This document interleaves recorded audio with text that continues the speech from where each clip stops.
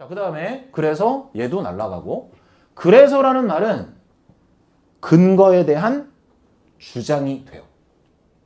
그래서 오히려 앞에가 구체적, 뒤에가 일반적 진술을 연결할 때 쓰는 대표적인 그러한 연결어예요. 자, 그래서 틀릴 거 없어. 예를 들어라는 말은 오히려 앞에가 일반적 진술이고 그걸 조금 더 구체화시킬 때 쓰는 게 for example이야. 그래서 얘도 틀려. 얘가 구체적, 얘가 일반적이어서. 그럼 남는 건 2번하고 4번밖에 없어. 그럼 이래버리면 이거는 할 말이 없어. 반박이 안 된다고요. 내가 논리로 들이댔기 때문에, 근거로 들이댔기 때문에 그 친구는 반박할 길이 없어. 이해가? 나는 문제를 풀 때 이런 방식으로 풀었으면 좋겠다라는 거야. 지금 이거 필기 안 하셔도 돼요. 그냥 이런 거 한다라는 거예요. 알겠죠? 이제 꼼꼼하게 다 정리해 드릴 테니까. 자, 첫 번째 페이지 한 장 넘겨보세요. 자, 다음 페이지 넘겨보세요. 자, 우리 for example부터 정리를 해봅시다. 자, 그 네모 박스 안에다가 필기할 거니까 자, 펜 딱 잡으시고 자, for example부터 정확하게 정리를 해드리도록 할게요. 자, for example 예를 들어라는 말은 별로 중요한 거 아니에요. 누구나 다 아는 거야. 자, 오른쪽 칸에 보시면 자, for example 오른쪽 칸에 보시면 표 안에서 자, 동의어 있죠? 첫 번째 for example, for instance 이렇게 적어놨을 거예요. 그죠? 그 아래쪽 칸에 있는 것들 봐봐. 어떤 문장이 글 속에서 consider로 시작을 해. 그거 for example이에요. 어떤 문장이 imagine이 무슨 뜻이야? 상상해봐. 이것도 for example의 속성이에요. suppose, 가정해봅시다. 이것도 for example의 속성이야. 자, 이렇게 가볼게요. 연결사는 그 페이지 맨 꼭대기 위에다가 쓰세요. 자, 이렇게 쓰세요. 자, 없어도 있음 이렇게 쓰세요. 자, 빈출 연결어라는 그 제목 옆에다가 자, 꼭대기에다가 자, 연결사는 있어도 없고 없어도 있는 거예요. 그 중에서 여기 선생님이 없어도 있다라는 이 말은 뭐냐면 써주면 고마운 거고 안 써줘도 있다라는 걸 내가 감지를 하면 그러면 글이 읽힌다 이 얘기예요. 작년 수능 문제 중에서 가장 오답률이 높았었던 자 33번 그 빈칸 문제에서도 인터넷상에서 또 유튜브상에서 뭐 나름 좀 유명했던 선생님들끼리 배틀을 붙은 이유가 뭐냐면 이 문제가 잘못 출제됐고 이게 문제 오류다라고 말하는 선생님들의 논리가 뭐냐면 이 자리에 연결사가 없어서 틀렸다라는 거야. 그건 독해의 독자도 모르는 사람들이에요. 연결사는 써주면 땡큐고 안 써줘도 네가 찾는 게 연결사예요. 자, 그 중에서 자, for example부터 정리를 합니다. 자, 그 네모 박스 안에 있었던 단어 설명하다가 여기로 왔는데 자, for example를 굳이 안 써도 if로 시작해도 for example이에요. when으로 시작해도 for example이고 어떤 문장에 study라는 표현이 나오잖아. 그것 또한 for example이야. 그걸 먼저 감지를 하자고요. 자, 그 중에서 봐봐. for example 어떤 경우에 쓰냐면 자, 이거부터 정리해야 돼요. 자, 칠판 보세요. 자, for example은 첫 번째 이 관계를 정말 잘 알아야 돼. 자, 일반적 진술 다음에 구체적인 예를 들 때 쓰는 표현이에요. 자, 이거부터 그 네모 박스 안에 for example 양옆에다가 딱 쓰세요. 거기 그 회색 좀 진한 글씨 써 있는 거 있잖아. for example. 그 표에서 왼쪽을 좀 활용을 하세요. for example 앞뒤에다가 그래 일반적 진술, 구체적 진술 이렇게 한번 써봐. 자, 일반적 진술과 구체적 진술을 쉽게 얘기하면 뭐냐면 자, 얘는 일명 주제문의 성격이 있고 그죠? 그리고 구체적 진술은 그 주제문을 뒷받침하는 자, 그러한 근거로서 쓰이는 경우를 이야기합니다. 자, 그 칸을 조금 아끼세요. 그 아래쪽으로도 좀 쓸 게 있어요. 자, 연결사 이거 이렇게 정리해 주는 사람 별로 없습니다. 여러분들 오늘 이거 정확하게 잘 정리해서 제발 좀 외워주시면 나중에 순서 문제, 문장 삽입 문제에도 다 적용이 돼요. 자, for example은 주제문과 뒷받침의 속성일 때 가장 많이 쓰이는 거야. 자, 그럼 이제 가보자. 일반적 진술이 뭐냐라고 물어볼 수도 있잖아. 그러면 첫 번째 대답은 뭐냐면 읽으면 물음표가 생기는 문장이에요. 이 물음표는 뭐 여러 가지가 있겠지만 왜라는 질문이 가장 많아. 또는 뭐? 라는 질문이 가장 많아. 어떤 문장을 읽었을 때 우리가 가장 힘든 순간이 어떤 순간이냐면 선생님 저는 이 문장이 해석은 되는데 무슨 말인지 모르겠어요. 딱 이 순간이에요. 해석은 된대요. 첫 번째 해석이 진짜로 되는지 모르겠지만 해석이 되는데 무슨 말인지 모르겠대. 그 문장이 바로 일반적 진술이에요. 그래서 읽고 나면 이런 물음표가 생기는 거. 자, 특징을 조금 잡아보면 이런 게 있어요. 일반적 진술은 주제문이고 뭐뭐 해야 한다라는 글 쓴 사람의 보통 생각을 표현하는 말들이거든. 자, 생각 중에서도 주로 주장이나 제안이나 명령이나 요구를 할 때 주로 쓰이는 표현이에요. 자, 주장하다, 제안하다, 명령하다, 요구하다. 얘네들의 공통점이 뭘까? 글 쓴 사람이 글 속에다가 보통 이거 해야 합니다라는 말을 쓸 때를 이야기해요. 자, 우리가 조동사, 여러 가지 조동사가 있잖아. 자, 그 중에서 해야 한다를 나타내는 조동사 뭐 있어요? 해야 된다. 너 이거 해야 돼. 가장 많이 쓰는 건 요 should. 자, 이 should라는 말로서 표현되는 문장이 대부분 다 일반적 진술이에요. 됐어요? 자, 그 다음 구체적 진술은 자, 거꾸로야 이제. 얘는 물음표가 생길 것 같아도 그냥 그걸 찍어 누르셔야 돼요. 물음표를 가지면 안 돼요. 글 쓴 사람이 for example로 썼으면 그냥 받아들이면 돼요. for example 문장에 야 봐봐. 앤디는 키가 작아. 이거 일반적 진술이야? 구체적 진술이야? 물음표가 생겨요? 야 앤디 저 사람은 키가 작아. 왜? 이거 안 된다고.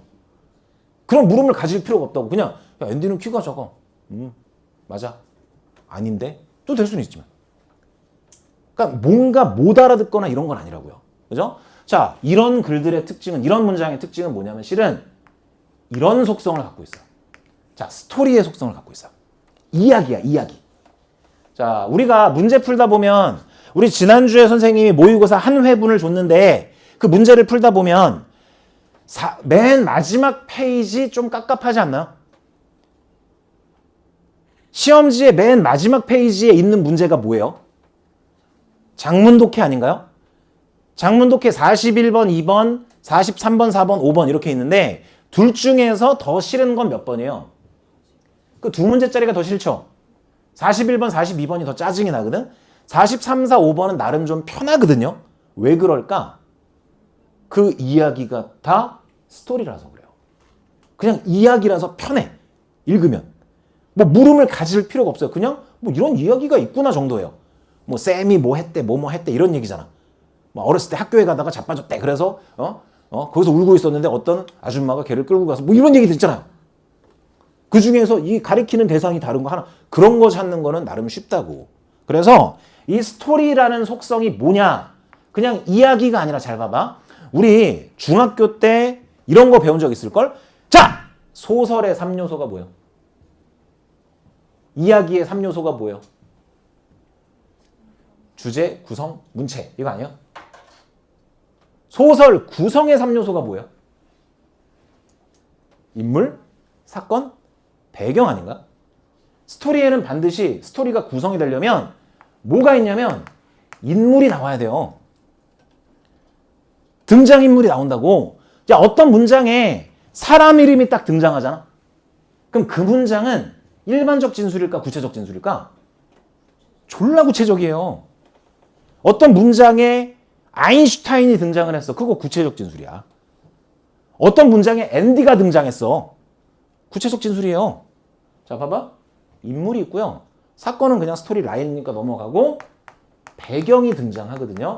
자, 이 정도 보자. 이 정도 다 아는 거야. 자, 배경에는 무슨 배경과 무슨 배경이 있다? 시간적 배경과 공간적 배경이 있다. 이런 말 들어봤죠? 자, 시간도 나오고요. 공간도 나와요. 그 말은 뭐냐? 어떤 문장에 17세기 이런 게 딱 등장하잖아? 그러면 for example의 속성이 되게 커요. 구체적 진술일 가능성이 되게 높다고. 또 어떤 문장에 미국에서는 이런 거 나오잖아요. 장소적인 개념이거든. 그래서 시간과 공간의 표현들이 나오면 그러면 구체적 진술의 속성이 되게 크다고. 쉽게 말해서 이런 명사들을 우리가 고유명사라는 말로 이야기해요. 알겠죠? 뭐 사람 이름이라든지 어떤 지명이라든지 이런 등등등 그런 걸 보통 고유명사라고 이야기하잖아. 그 고유명사가 들어가 있으면 그 문장은 구체적 진술이야. 자, 책에 있는 내용인데 한 번 더 적을게요. 자, if로 시작하거나 when으로 시작하면 얘는 일반적 진술이다, 구체적 진술이다? 구체적 진술이에요. 알겠지? 자, 마지막 어떤 실험이나 연구 과정 같은 이야기가 나오면 이 실험을 예를 들어서 설명을 하겠다라는 거야. 실험의 결과는 일반적 진술에 가깝지만 실험의 과정 자체는 상당히 구체적으로 설명을 한다고. 여기서 뭐가 결정이 돼요? for example이 결정이 되는 거야. 다시 for example이 쓰이려면 for example 앞문장은 뭐다? 일반적 진술이다. 뒷문장은 구체적 진술이다. 일반적 진술과 구체적 진술을 가장 편안하게 표현할 수 있는 방법은 물음표가 생기느냐 안 생기느냐 그게 가장 커요. 이해갔어요? 자, 이거 표 안에다가 잘 정리하세요. 다 정리했어요? 다 정리하세요 빨리. 너무 덥다 이거 씨. 그죠? 자, for example 정리하고 세 문장만 보고 잠깐 쉴게요. 너무 더워서 지금 다들 졸고 있는 것 같아요. 아니면 수업을 졸라 재미없게 하나? 자, 봅시다. 자, 책 아래에 있는 문장들을 볼게요. 자, 첫 번째 그 문제 볼게요. 첫 번째 문장. 이거 잘 봐봐. 천연자원을 관리하는 사람들. 자, 천연자원에다가 살짝 밑줄 쳐봐. 자, 이 세상에 천연자원에는 뭐가 있어요? 천연자원에 뭐가 있어요? 범위가 졸라 넓죠? 일반적인 어휘예요. 상당히 일반적인 어휘라고. 반대로 봐봐. 천연자원이라는 말 말고 석유라고 해볼까? 그럼 천연자원보다 조금 더 구체적인 거야. 자, 관리자들 중에서 천연자원을 관리하는 사람들이 있거든. 이 사람들은 칠판 봐. 전형적으로 시장의 인센티브에 직면한대요. 조금 읽기 힘든 게 뭐예요? 시장의 인센티브가 뭐지? 라는 생각이 들어야 돼요. 맞지? 자, 그런데 그 시장의 인센티브를 이제 설명을 해줄 거야. 야, 인센티브가 뭐니? 아빠가 인센티브 받으면 좋은 거야, 안 좋은 거야? 좋은 거죠. 엄마가 좋겠죠, 그죠? 자, 가보자. 인센티브라고 하는 것은 뭘 줘요? 돈을 줘요. 재정적인 보상을 준다고. 그 재정적인 보상이라는 건 뭐에 대해서 주는 거냐면 exploitation 때문에 주는 거야. exploitation이 뭐야? 착취요, 착취. 그럼 첫 번째 문장 내용 가만히 들어봐봐. 자, 천연자원을 관리하는 사람들은 돈을 받거든? 뭐 때문에? 착취 때문에. 이게 그냥 한 번에 와 닿아요? 여러분들 머릿속에? 이게 궁금증이 생긴단 말이야. 자, 또 어려워지는 단어가 뭐냐면 아니 왜 하필 착취 때문에 보상을 받지? 이런 게 궁금증이 생긴다고. 이해가요? 궁금증을 무조건 가지라는 게 아니라 궁금증이 안 생기더라도 뒤에 for example이 나오는 걸 보고 이게 뭘까를 한 번은 생각해 보면 더 좋아요. 그럼 이제 for example의 역할은 뭐야? 착취를 통해서 돈을 번다라는 걸 이제부터 설명하는 거예요. 그리고 천연자원 중에서 뭘 이야기하는지 조금 더 구체화시켜서 이야기할 거라고. 자, 이거 선생님이 지어낸 문장 아니야? 작년 수능 지문에서 뽑아낸 거예요. 자, 그럼 봐봐. 봐봐. 매니저들 중에서 소유하는 사람들이야. 아, 소유했으니까 관리할 거 아니에요. 자, 근데 천연자원 중에서 뭐? 숲이에요, 숲. 포레스트 랜드예요. 그걸 소유한 사람이야. 이 사람들은 인센티브 받아요? 아까 인센티브가 뭐라고 그랬어? 돈 받는다고? 인센티브를 받는데 뭐 하라는 인센티브를 받아요?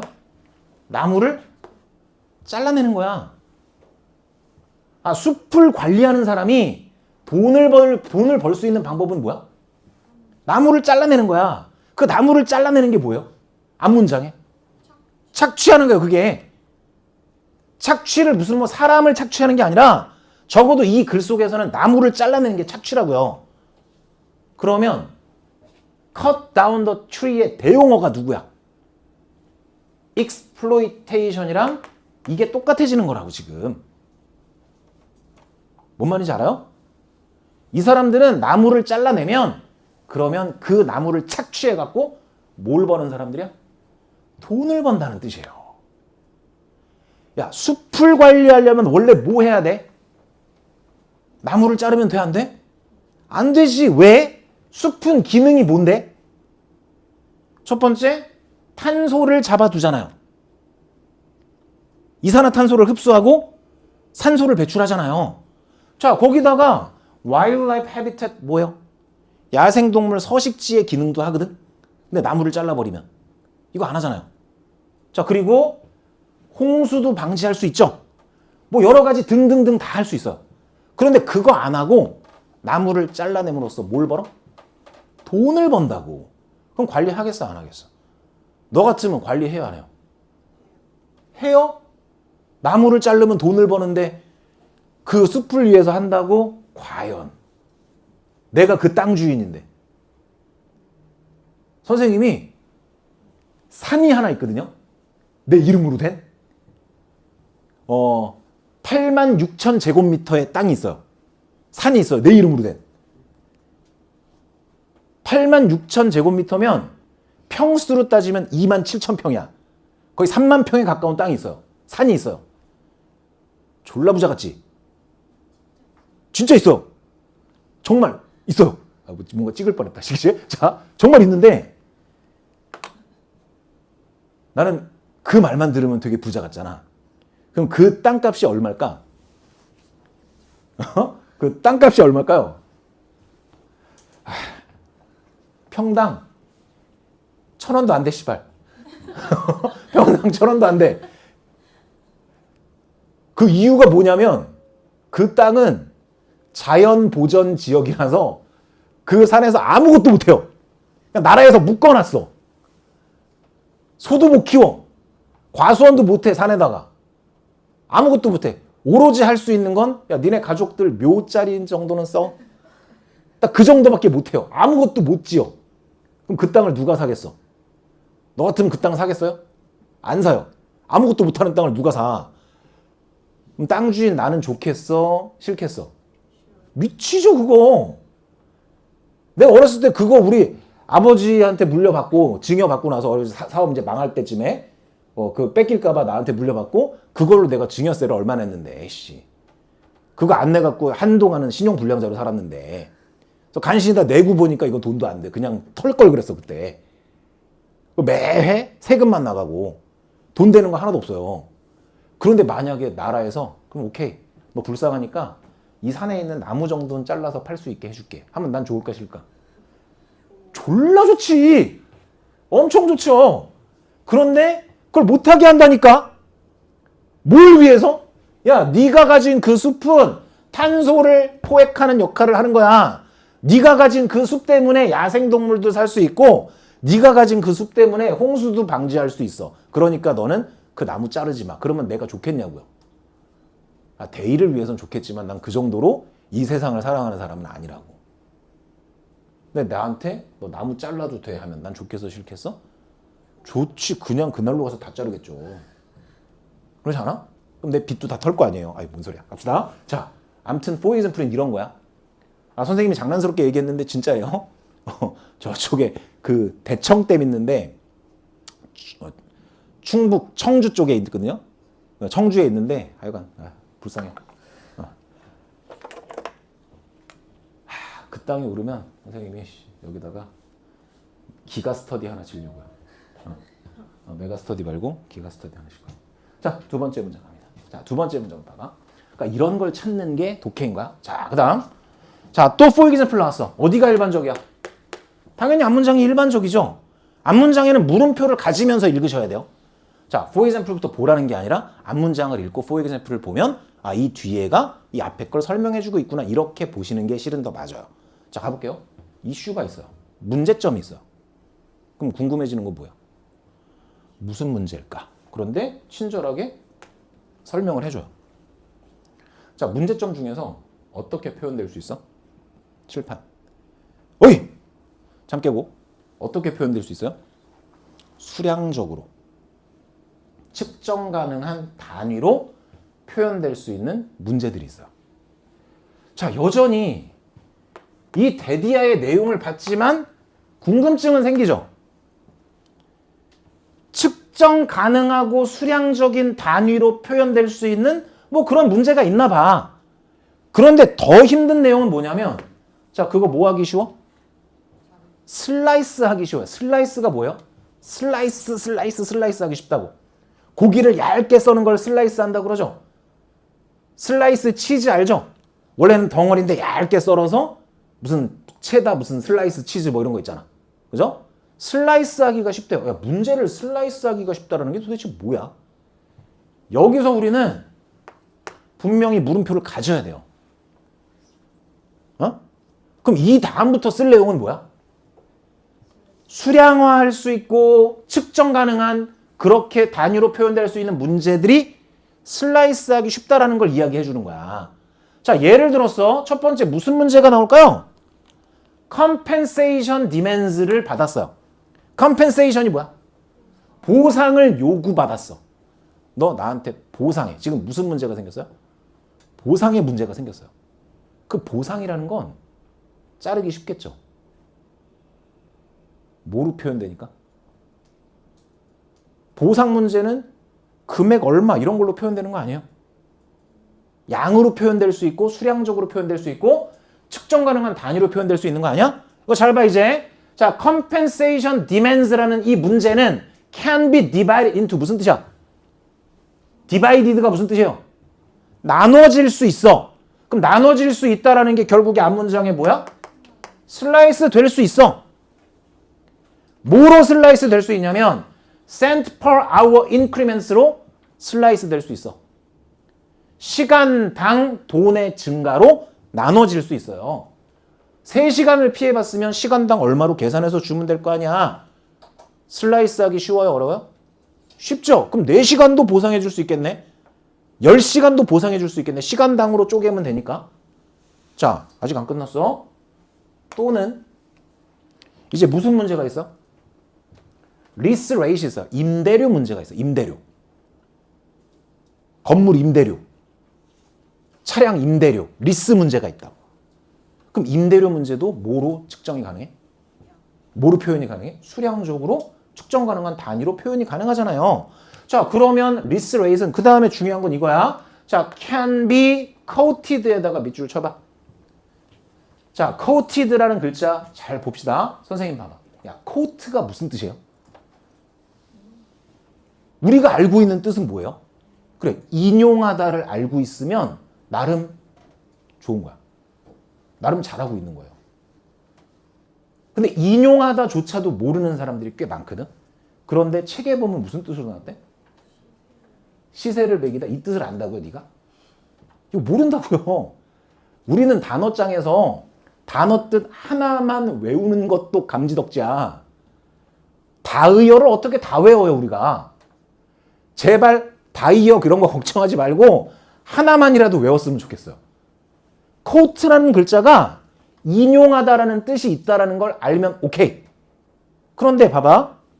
이 문장에서 이 5어를 기준으로 얘도 하나의 문제야. 아까 compensation demands가 문제였죠. 맞지? 그럼 이것도 문제점이야. 아까 그 문제는 뭐 될 수 있대? 쪼개질 수 있대요. 슬라이스 될 수 있대요. 그럼 can be quoted 무슨 뜻이야? 이것도 슬라이스 될 수 있고 디바이드 될 수 있다는 뜻이에요. 뭔 말인지 알겠어? 시세를 매기다 이게 아니라 그냥 슬라이스 할 수 있다고.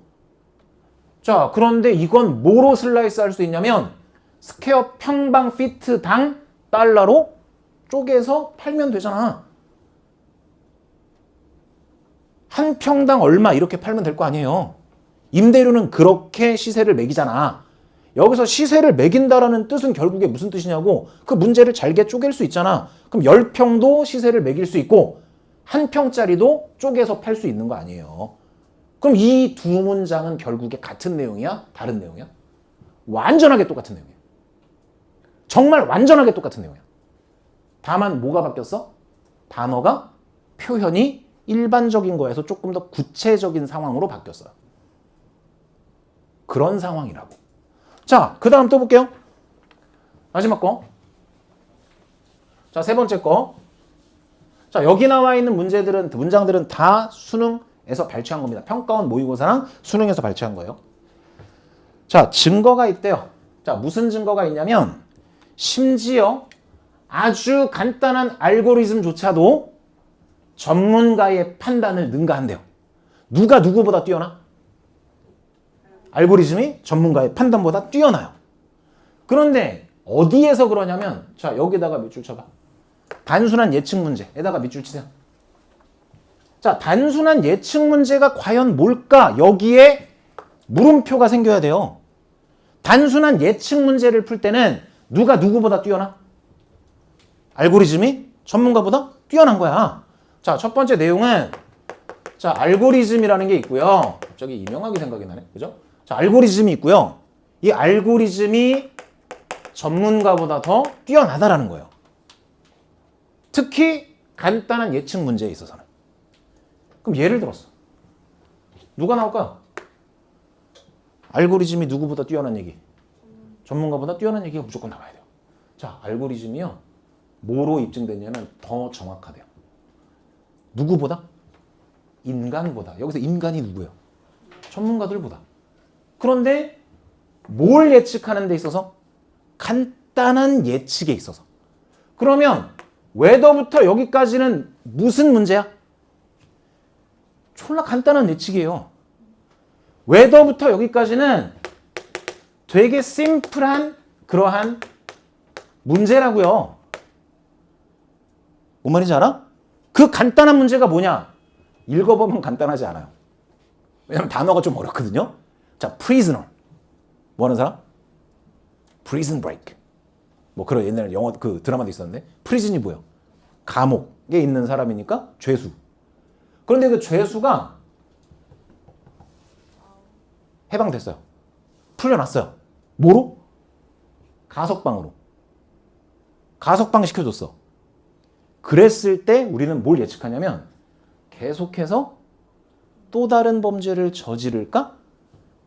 가석방할 때 우리가 예측해야 되는 건 뭐예요? 얘가 죄가 있냐 없냐가 아니라 죄가 있긴 했는데 얘를 풀어줘도 또 다른 죄를 짓지 않느냐가 핵심인 거 아니야? 그걸 예측할 때 누가 누구보다 뛰어나다고? 알고리즘이 전문가보다 더 뛰어나다고요. 선생님 이거 단순한 문제가 아니지 않나요? 그걸 네가 걱정할 필요는 없는 거야. 글 쓴 사람이 단순하다고 생각했으니까 이걸 단순한 예측 문제라고 이야기한 거예요. 물음표 갖지 말고 그냥 받아들이면 되는 거야. 이해 갔어요? 그럼 결국에는 이 두 문장 같은 내용이야? 다른 내용이야? 완전 똑같은 내용인 거예요. 이게 연결어의 기능인 거야. 이해 갔어요? 자, for example이 가장 많이 등장해. 영어에서는. 영어적 사고에서는 for example이 제일 많이 등장하거든? 그런데 문제는 뭐냐? 제일 많이 등장하니까 제일 만만하다라고 생각해. 그런 친구들은 그래서 for example을 내가 제대로 머릿속에다가 넣어두지 않으면 나중에 순서 문제, 삽입 문제에서 for example이 나왔을 때 그때 낭패가 벌어질 거예요. for example은 외워야 될 게 크게 두 개야. 첫 번째, 앞문장과 뒷문장의 관계는 뭐다? 일반적 진술, 구체적 진술이다. 맞죠? 그리고 이 둘은 같은 내용이다, 반대 내용이다? 아예 똑같은 내용인 거다. 그 두 가지만 잊지 않으시면 돼요. 그 사이에 뭐 일반적 진술이 뭐다, 구체적 진술이 뭐다는 적어 드렸으니까 자, 이거 가지고 공부하시면 됩니다. 됐죠? 자, 잠깐만 쉴게요.